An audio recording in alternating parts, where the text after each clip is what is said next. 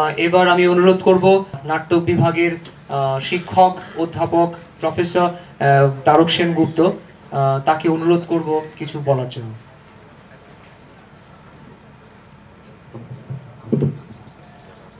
মঞ্চে উপবিষ্ট বিশিষ্ট নাট্যজন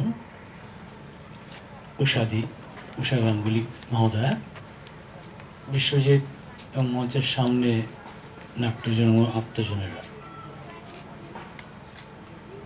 আসলে বিভাসের এই প্রচেষ্টাটা শান্তিনিকেতনে যে থিয়েটার চর্চা, তার মধ্যে একটা অভিনব সংযোজন বলা যায়। একটা সময় শান্তিনিকেতনের নাট্যচর্চা গুরুদেবের সময় তিনি করতেন, মাঝখানেও কিছুদিন চলেছিল। মাঝখানে শান্তিনিকেতনের নাট্যচর্চা একটা ভাটার টান আসে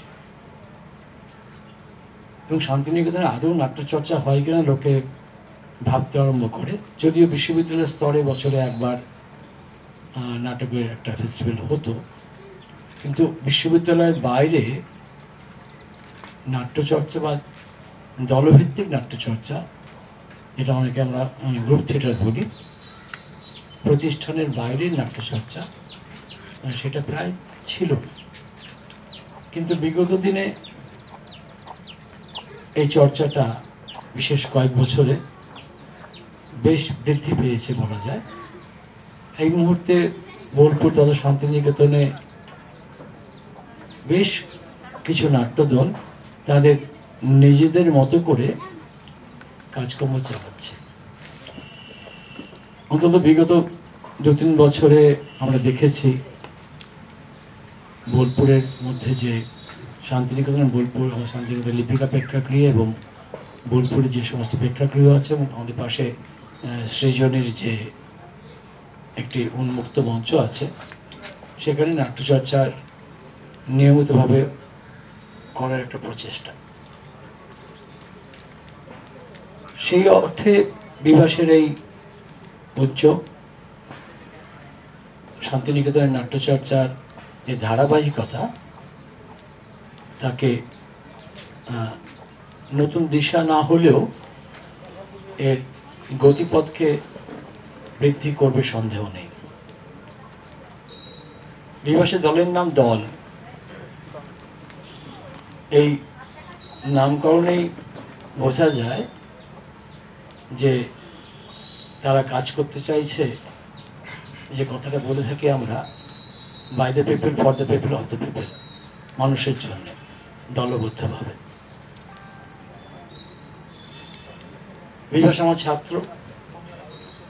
বিভাস এখানে সঙ্গীত ভবনে নাটক বিষয় নিয়ে গ্রাজুয়েশন করেছে এবং তারপরে তখন যেহেতু আমাদের এখানে মাস্টার ডিগ্রি ছিল না, ও পন্ডিচেরি থেকে মাস্টার ডিগ্রি করে এবং বর্তমানে সে গবেষণা করছে ভাষা ভবনে।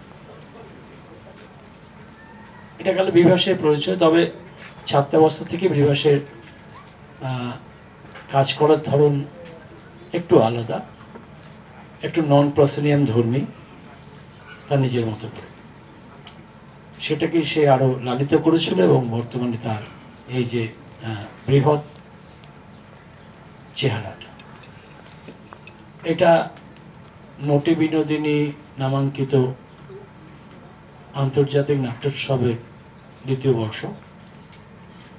ওরা প্রত্যেক বছরই নটি বিনোদিনীর নামে একটি পুরস্কার দিয়ে থাকে, বিশেষ করে মহিলা পরিচালকদের, মহিলা নাট্যকর্মীদের।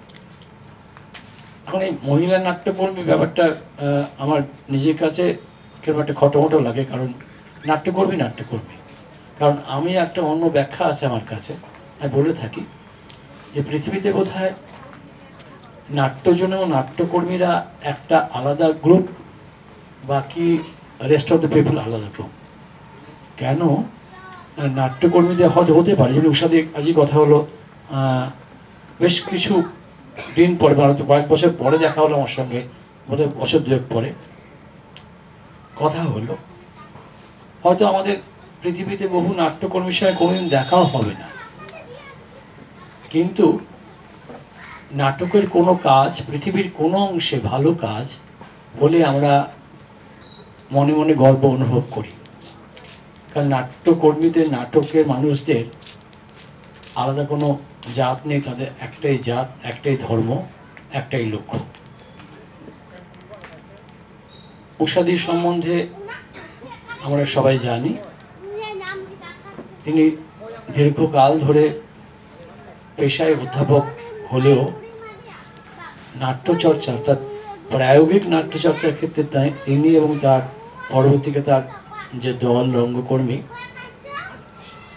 ভারতবর্ষ তথা থিয়েটার বিশ্বে, বাংলায় তো বটেই, তিনি যে হিন্দি থিয়েটার করেন বলে আলাদা কোনো বিভাগ নয়, সামগ্রিকভাবে নাটক, সেই থিয়েটার বিশ্বের মানচিত্রে একটা উজ্জ্বল স্থান তার আছে। বাংলা তথা ভারতবর্ষের খুব কম নাট্যকর্মী হয়তো আছে যে যারা তার কাজের সঙ্গে পরিচিত নয়। উষাদি আমাদের এখানে নানা কাজে শান্তিনিকেতনে যুক্ত হয়েছিলেন, কাজ করেছেন। কালকেই বদ্রীপার সময় কথা হচ্ছিল, বদ্রীপা আক্ষেপ করছিলেন যে উষাদিকে একটু পাওয়া গেল না, যে কোনো গানে গুনি আসতে পারেননি। পাঠামনের ছেলেমেয়েরা যারা ওর কাছে কাজ করেছে তারা আজও বলে। তো সেই সব ব্যাপারে উষাদির সঙ্গে শান্তিনিকেতনের সংযোগটাও অনেকটাই, কারণ আমার মনে আছে দিলীপ সিংহ সময়ে তিনি এখানে, সেই সময় থেকে উনি একটা আসার ধারাবাহিকতা ছিল, কারণ তাকে নিয়ে দিলীপ সিংহ মহাশয় এবং আরও অনেক নাট্যকর্মী এসেছিলো। আমরা বেশ কিছু গ্রামে গিয়েও কাজকর্ম করেছিলাম আরও কিছু সংগঠনের সঙ্গে।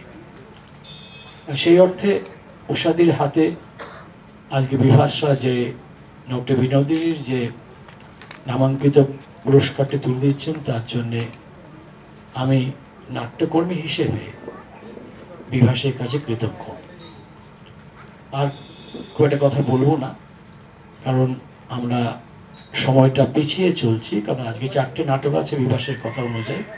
তাই খুব বেশি কথা না বলে দলের দ্বিতীয় বার্ষিক নটে বিনোদিনী আন্তর্জাতিক যে থিয়েটারের উৎসব, তা সফল হোক।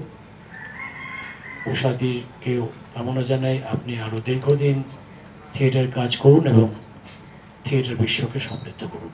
ধন্যবাদ।